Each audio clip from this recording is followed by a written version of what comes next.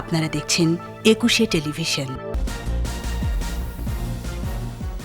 দেশের কোথাও শাওয়াল মাসের চাঁদ দেখা যায়নি।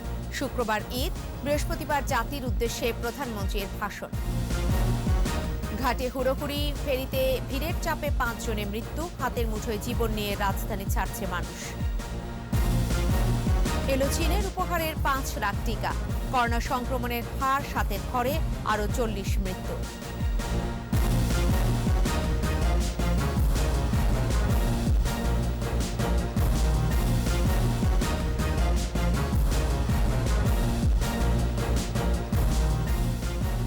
শুনছিলেন ফার্স্ট সিকিউরিটি ইসলামী ব্যাংক লিমিটেড সংবাদ শিরোনাম। প্রত্যেককে আমন্ত্রণ জানাচ্ছি রাতের 21 সংবাদের সাথে থাকছে আমি ফেরদৌসী আহমেদ। দর্শক, 21 টেলিভিশনের সংবাদে একই সাথে সরাসরি দেখতে পাবেন আমাদের ফেসবুক পেজ www.facebook.com/2124 অনলাইনে। যাচ্ছি বিস্তারিত সংবাদে। বাংলাদেশের আকাশে কোথাও শাওয়াল মাসের চাঁদ দেখা যায়নি। শুক্রবার সারা দেশে উদযাপিত হবে পবিত্র ঈদ উল ফিতর।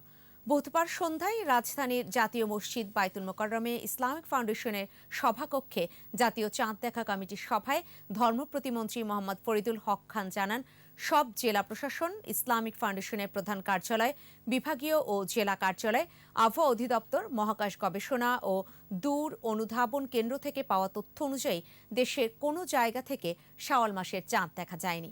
স্বাস্থ্যবিধি মেনে ঈদের নামাজ আদায়ের আহ্বান জানান মন্ত্রী।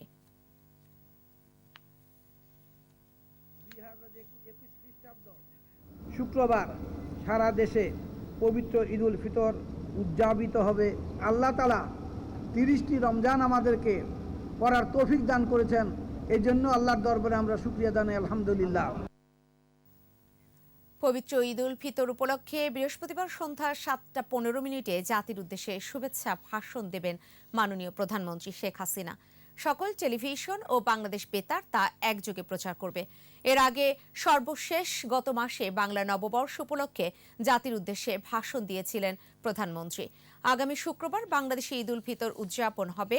করোনা ভাইরাস সংক্রমণ এড়াতে এবারও নানা বিধি নিষেধের মধ্যে এই ঈদ উদযাপন করতে হচ্ছে দেশবাসীকে।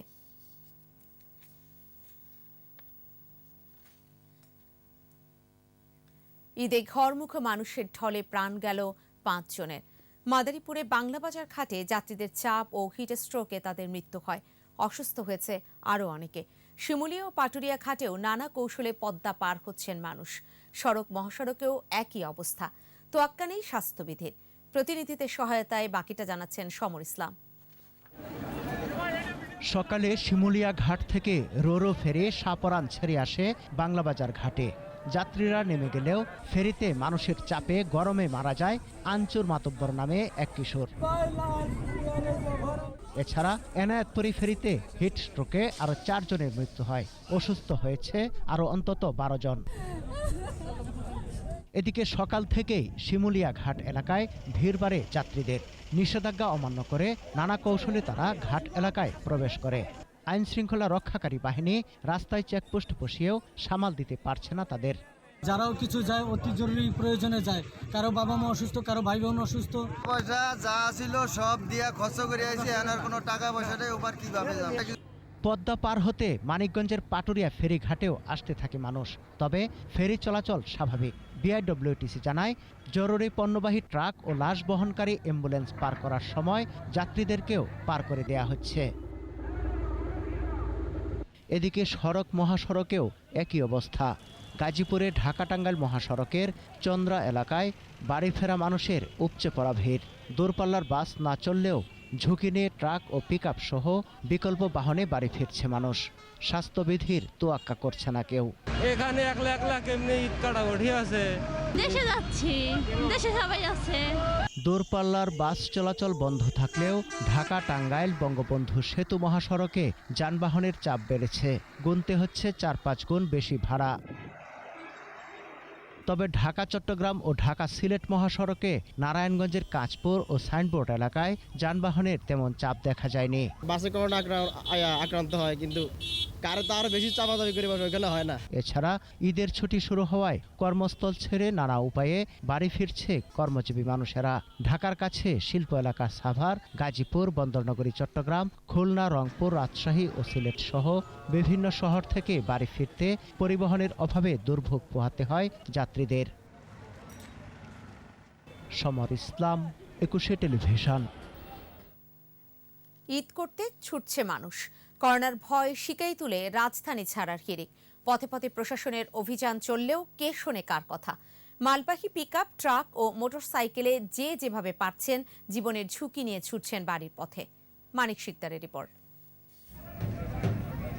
বন্ধ দূরপাল্লার পরিবহন, মালবাহী ট্রাক ও পিকআপে গাদাগাদি করে যাত্রা, তাও আবার পুরো পথ যাওয়া যাবে না, ভাড়াও গুনতে হচ্ছে কয়েক গুণ। পরিবারের সাথে ঈদ করতে জীবনটা হাতের মুঠোয় পুরে বাড়ির পথে রওনা। সকালে রওনা দিতে বন্ধু এখানে সব বয়ে আছে, গাড়ি পাইতে আসে না, একটা সমস্যা। দীর্ঘ অপেক্ষার পর উপায়ন্তর না দেখে অনেকেই চেপেছেন মোটরসাইকেলে। সিলেট, চট্টগ্রাম সহ দূরের পথের ঝুঁকির যাত্রা। যেগুলো মোটরসাইকেলে দিচ্ছে এগুলো ভাড়া প্রচুর বলতেছে। হবিগঞ্জের ভাড়া চাচ্ছে আপনার 2000-3000 টাকা করে। লকডাউনে ঝুঁকিপূর্ণ যানবাহনের দিকে প্রশাসনের কঠোর অবস্থান থাকলেও দূরপাল্লার যাত্রীদের থামানো যাচ্ছে না কোনোভাবে। আমাদের এখানে কড়াকড়ি ইনস্ট্রাকশন, কোনো পিকআপ যাত্রী নিয়ে যেতে পারবে না। মাইক্রোবাস মাঝে মধ্যে নিয়ে যাচ্ছে। আমরা ওই যে পরিবারের কথা চিন্তা করে অনেকে ছুটি পাইছে। মহাখালী বাস টার্মিনালের ঠাঁই দাঁড়িয়ে আছে দূরপাল্লার বাসগুলো। একই চিত্র গাবতলী টার্মিনালের। তারপরও টার্মিনালের সামনে অপেক্ষা বিকল্প বাহনের জন্য। একটি প্রাইভেট কার বা মাইক্রোবাস আসার সাথে সাথে হুড়োহুড়ি। আমরা এসে মনে করছি প্রাইভেট কারে বা সিএনজিতে যাব, কিন্তু এখানে এসে সেটাও পাচ্ছি না। অভিযান চালাচ্ছে বিআরটিএ। মোটরসাইকেল ও পিকআপে যাতে দূরে যাত্রী বহন না করে সে তৎপরতা ছিল তাদের। আমরা নিয়মিত আসলে মোবাইল কোড করছি, অনেক ক্ষেত্রে ওদেরকে উদ্বুদ্ধ করছি যাতে আসলে এই মুহূর্তে যাতে ওরা বাড়িতে না যায়। এদিকে কাজ হারিয়ে ক্ষতির মুখে থাকা পরিবহন শ্রমিকরা ঈদের আগে ক্ষতিপূরণ দাবি করেছে। আমার গাড়িতে 10 দিন বসে, আমি 10 দিন খাবো কি? 2 সিটে একজন করে ছাড়লো, এই সমস্যাটা অন্তত একটু সমাধান হইতো। যত দ্রুত সম্ভব দূরপাল্লার বাস খুলে দেওয়ার দাবি শ্রমিকদের। মানিক শিকদার, 21 টেলিভিশন, ঢাকা। চীন সরকারের উপহার 5 লাখ ডোজ সিনোফার্মের টিকা আনুষ্ঠানিকভাবে বাংলাদেশের কাছে হস্তান্তর করা হয়েছে। উপহার গ্রহণ অনুষ্ঠানে স্বাস্থ্যমন্ত্রী জাহিদ মালিক জানান, চীনের কাছ থেকে আরও টিকা পাওয়ার আশ্বাস পাওয়া গেছে। আর পররাষ্ট্রমন্ত্রী ডক্টর AK আব্দুল মোমেন বলেছেন, বাংলাদেশে ওষুধ শিল্পের সক্ষমতা যথেষ্ট, তাই যৌথভাবে ভ্যাকসিন উৎপাদনে লাভবান হবে দুই দেশই। রিপোর্টে আরও জানাচ্ছেন মোহাম্মদ নুরুন নবী। জরুরি ব্যবহারে বিশ্ব স্বাস্থ্য সংস্থার অনুমোদন পাওয়া পঞ্চম করোনা ভ্যাকসিন সিনোফার্ম। এর কার্যকারিতা ৭৯.৩৪%। এর মধ্যে চীন ছাড়াও কমপক্ষে ৬৩টি দেশের মানুষ 2 ডোজের এই ভ্যাকসিন গ্রহণ করছে। গ্লোবাল গুডস ঘোষণার কার্যক্রমের অংশ হিসেবে এই টিকা বাংলাদেশকে 5 লাখ ডোজ উপহার দেয় চীন সরকার। চীন থেকে এই ভ্যাকসিন ও এডি সিরিঞ্জ বাংলাদেশ বিমান বাহিনীর একটি বিশেষ বিমানে বুধবার সকালে দেশে এসে পৌঁছায়। পরে রাষ্ট্রীয় অতিথি ভবন পদ্মায় চীনা দূতাবাসের পক্ষ থেকে আনুষ্ঠানিকভাবে হস্তান্তর করা হয় এই টিকা। এ সময় চীনের রাষ্ট্রদূত লি জিমিং বলেন, নিজ দেশের চাহিদা থাকার পরও এই উপহার বন্ধু রাষ্ট্রগুলোর প্রতি চীনের দায়িত্বশীলতার অংশ। Solemn commitment of President Xi that China's COVID-19 vaccines will be made a global public good. পররাষ্ট্রমন্ত্রী বলেন, স্থানীয়ভাবে উৎপাদনে গেলে উপকৃত হবে দুই দেশ। So there is no reason to blame anyone. If we can go for a co-production, produce it in the vaccine format here, it possibly it will be win-win for both China and Bangladesh. June জুলাইয়ের দিকে সিনোফার্মের আরও vaccine পাওয়ার বিষয়ে আশ্বাস পাওয়া গেছে বলে জানান স্বাস্থ্যমন্ত্রী। এবং চায়নার সাথে কথা হয়েছে। We have discussed with the ambassador, honorable ambassador who is here, regarding supply of further vaccine. He assured to give vaccine before December, even in June, July.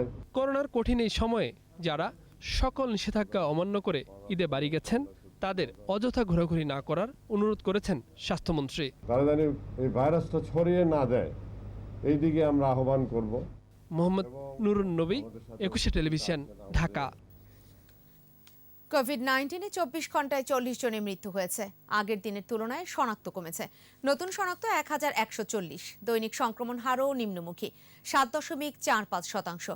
ব্রিফিংয়ে স্বাস্থ্য অধিদপ্তর জানিয়েছে, চীনের উপহার 5 লাখ সিনোফার্মের টিকা বিশেষ গ্রুপের লোকদের দেয়া হবে, আর বাণিজ্যিকভাবে কেনা টিকা এলে প্রথম ডোজের জন্য নিবন্ধনকারীদের দেয়া হবে। বিস্তারিত জানাচ্ছেন স্মৃতি মণ্ডল। স্বাস্থ্য অধিদপ্তরের ভার্চুয়াল স্বাস্থ্য বুলেটিনে ঈদের স্বাস্থ্যবিধি মেনে চলার উপর গুরুত্ব দেয়া হয়। চীনের উপহার হিসেবে আসা সিনোফার্মের টিকা কারা পাবেন তাও স্পষ্ট করা হয় বুলেটিন থেকে। এই যে টিকাটি এসেছে সেটি কিন্তু আমরা বিশেষ গ্রুপের লোকজনদেরকে দিতে যাচ্ছি। সেটি হচ্ছে যারা মেডিকেল শিক্ষার্থী আছেন তাদেরকে, যারা নার্সিং শিক্ষার্থী আছেন তাদেরকে, এবং যারা ইনস্টিটিউট অফ হেলথ টেকনোলজিতে যারা মেডিকেল টেকনোলজি যারা আমাদের ল্যাবরেটরিতে কাজ করেন তাদেরকে। এই সংখ্যাটি কিন্তু অনেক বেশি নয়, এবং তাদেরকে একই দিনে আমরা সবাইকে কিন্তু দিয়ে দেব না, তাদেরকে ভাগে ভাগে দেওয়া হবে। প্রথম ডোজের জন্য যারা নিবন্ধন করেছেন তারাও টিকা পাবেন, সে বিষয়ে আলোচনা চলছে বলে জানান স্বাস্থ্য অধিদপ্তরের এই কর্মকর্তা। বাণিজ্যিক ভিত্তিতে যে টিকাটি সরবরাহ করবার কথা, যেটি বাংলাদেশ সরকার কিনে নিবে, সেটিরও কিন্তু আলাপ আলোচনা চলছে, এবং আমরা মনে করি যে বন্ধুপ্রতিম চীনের কাছ থেকে আমরা খুব দ্রুত সাড়া পাবো, এবং সমস্ত আনুষ্ঠানিকতা শেষ করে আমরা খুব তাড়াতাড়ি কিন্তু আমাদের যে ফার্স্ট ডোজের যে ভ্যাকসিনেশন যেটি বন্ধ হয়েছে সেটিকে আমরা আবার চালু করতে পারব। এদিকে করোনায় একদিনে আরো 40 জনের মৃত্যু হয়েছে। মৃতের সংখ্যা বেড়ে হয়েছে 12,045। নতুন 1,140 জন সহ মোট শনাক্ত 7,77,397। সুস্থ হয়েছে 2,928 জন। 24 ঘন্টায় ঢাকা বিভাগে মারা গেছে 16 জন ও চট্টগ্রাম বিভাগে 13 জন। মৃতদের মধ্যে 60 ঊর্ধ্ব মানুষের সংখ্যা 20। পরীক্ষার বিপরীতে দৈনিক সংক্রমণ হার এখন 7.45%। সুস্থতার হার 92.39%। মৃত্যু 1.55%। স্মৃতি মণ্ডল, 21 টেলিভিশন, ঢাকা। নিচ্ছি প্রিমিয়ার ব্যাংক লিমিটেড সংবাদ বিরতি। নো মাস্ক নো সার্ভিস বিধি মেনে চলুন, সুস্থ থাকুন। যখন ফিরছি তখন থাকবে। মিতু হত্যা মামলায় নতুন মোড়, সাবেক এসপি বাবুল আক্তার 5 দিনের রিমান্ডে।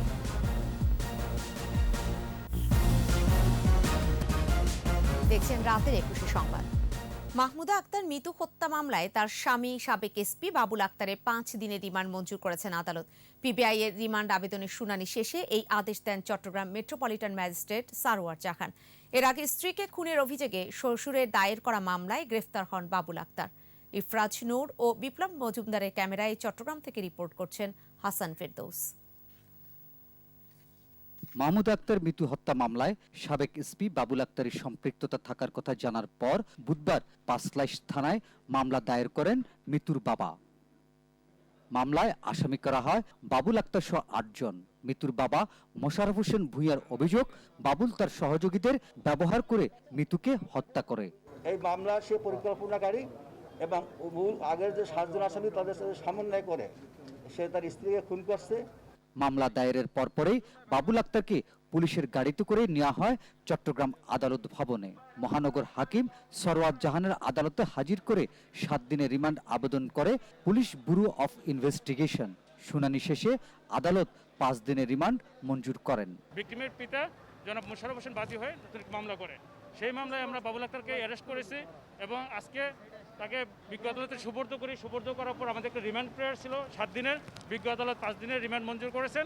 উচ্চ আদালতে যাওয়ার কথা জানিয়েছেন আসামি পক্ষের আইনজীবী। 5 দিনের পুলিশ রিমান্ড মঞ্জুর করেছেন এবং উইদিন 10 ডেজের মধ্যে প্রতিবেদনটা দেওয়ার নির্দেশ দিয়েছেন। এই আদেশে আমরা জামিন পাই নাই, সন্তুষ্ট হয়েছে। আমরা উচ্চ আদালতে যাব। সোমবার বাবুল আক্তারকে জিজ্ঞাসাবাদের জন্য হেফাজতে নেয় পিবিআই। তদন্তে হত্যাকাণ্ডে বাবুলের সম্পৃক্ততা থাকার প্রমাণ পায় পিবিআই। এর পরপরই বাবুল আক্তারের দায়ের করা হত্যা মামলার চূড়ান্ত প্রতিবেদন দাখিল করে পিবিআই। 2016 সালের 5 জুন ওয়ার নিজাম রোডে ছেলেকে স্কুল বাসে তুলে যাওয়ার পথে খুন হন বাবুল আক্তারের স্ত্রী মাহমুদা আক্তার মিতু। ঘটনার পর একটি মামলা করেন বাবুল আক্তার। মামলাটি শুরুতেই গোয়েন্দা পুলিশ তদন্ত করলেও পরে তদন্তের ভার যায় পিবিআইয়ের হাতে। ঘটনার 5 বছর পর হত্যা মামলাটি নতুন মোড় নিল। হাসান ফেরদৌস, 21 টেলিভিশন, চট্টগ্রাম। কক্সবাজারের রোহিঙ্গা শরণার্থী শিবিরে কর্মরত ভারতীয় নাগরিক গায়ত্রী অম্মার সিং এর সাথে প্রেমে জড়িয়ে পড়লে ভাড়া করা খুনি দিয়ে স্ত্রী মিতুকে হত্যা করেন সাবেক পুলিশ কর্মকর্তা বাবুল আক্তার। মিতুর বাবা মোশাররফ হোসেনের করা মামলায় বাবুল গায়ত্রী সম্পর্কের এমন তথ্য উঠে এসেছে। মামলার বিবরণে রয়েছে গায়ত্রীর উপহার দেওয়া দুটি বইয়ের একটিতে রয়েছে বাবুল আক্তারের সাথে প্রথম দেখা সহ কিছু রোমান্টিক মুহূর্তের বর্ণনা। আরও জানাচ্ছেন রফিকুল বাখার। মিতু হত্যা মামলাটি তাড়াতাড়ি শেষ করার জন্য উচ্চ আদালত থেকে নির্দেশনা দেওয়া হলে সক্রিয় হয়ে ওঠে পুলিশ ব্যুরো অব ইনভেস্টিগেশন। জরুরি তলব করা হয় বাবুল আক্তারকে। দামি জিপে চড়ে এক কাপড়ে ঢাকা থেকে চট্টগ্রাম পৌঁছান তিনি। প্রথমেই তার মোবাইল ফোন জব্দ করেন পুলিশ কর্মকর্তারা। এই মামলা সে পরিকল্পনাকারী। প্রথম দিনের জিজ্ঞাসাবাদেই কান্নায় ভেঙে পড়েন বাবুল। এক পর্যায়ে সাবেক সহকর্মী এক কর্মকর্তার কাছে বাবুল জানতে চান তার কি করা উচিত। বাবুল আক্তারকে রিমান্ডে নিয়ে যাচ্ছি, বিস্তারিত জানার পরে আপনাদের সাথে পরে আবার ঘটনার বিষয়ে আমরা আলোচনা করব। মামলার এজাহারে উল্লেখ করা হয় 1913 সালে কক্সবাজার কর্মরত থাকা অবস্থায় প্রেমের সম্পর্ক গড়ে ওঠে গায়ত্রী অম্মার সিং এর সাথে। তখন বাবুল ছিলেন অতিরিক্ত পুলিশ সুপার আর গায়ত্রী ছিলেন বিদেশি সংস্থা UNHCR এর ফিল্ড অফিসার। 2013 সালে 5 অক্টোবর বাবুলকে উপহার দেওয়া একটি বইতে গায়ত্রী লিখেছিলেন, with my sincere love, yours Gayatri. Gayatri বাবুলের একটি মোবাইলে 29 বার মেসেজ পাঠান। এইসব মিতু দেখে ফেলে এবং প্রমাণ হিসাবে রেখে দেয়। শুরু হয় মিতু বাবুলের সম্পর্কেও টানাপোড়েন। কক্সবাজার থাকা অবস্থায় 2013 সাল থেকে এই যে পরকীয়া প্রেমের সাথে জড়াই যায়, তাই নিয়ে পারিবারিক কলহ হয়। এই কলহের কারণে সে পরিকল্পিতভাবে তার এই সব আসামিদের নিয়ে সে তার স্ত্রীকে খুন করছে। অভিযুক্ত সাইফুল এবং আরও একজন স্বীকারোক্তি দিলে মামলাটি নাটকীয় মোড় নেয়। রফিকুল বাহার, 21 টেলিভিশন, চট্টগ্রাম। নারায়ণগঞ্জে পৃথক 5 মামলায় হেফাজত নেতা মামুনুল হককে 15 দিনের রিমান্ড দিয়েছেন আদালত। দুপুরে কাশিমপুর কারাগার থেকে ভার্চুয়াল আদালতে যুক্ত হন মামুনুল হক। সিনিয়র জুডিশিয়াল ম্যাজিস্ট্রেট হুমায়ুন কবিরের আদালতে পুলিশ ও সিআইডি 38 দিনের রিমান্ড আবেদন করেন। শুনানি শেষে বিচারক 5 মামলায় 15 দিনের রিমান্ড মঞ্জুর করেন। এর মধ্যে জান্নাতারা ঝর্ণার দায়ের করা ধর্ষণ মামলাও রয়েছে। আদালত পুলিশের পরিদর্শক আসাদুজ্জামান জানান, সোনারগাঁ থানায় 3টি ও সিদ্ধিরগঞ্জ থানায় করা 2টি মামলার শুনানি হয়েছে।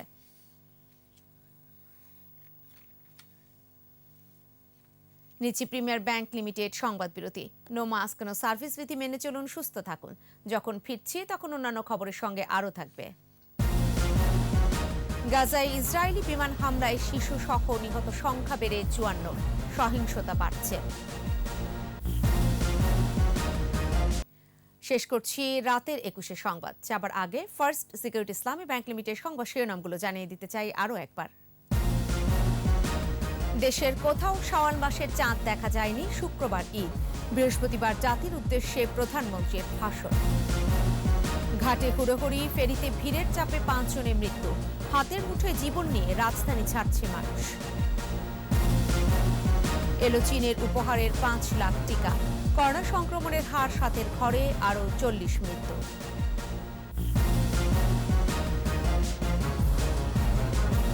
সর্বশেষ খবর জানতে ডায়াল করতে পারেন 2021 নম্বরে, আর ভিজিট করুন 21-tv.com এই ওয়েবসাইটে। এছাড়া ফেসবুকে ভিজিট করতে পারেন facebook.com/2124 অনলাইনে। 21-এর খবর দেখুন, 21-এর সাথেই থাকুন, আর সেই সাথে স্বাস্থ্যবিধি মেনে চলুন, সুস্থ থাকুন।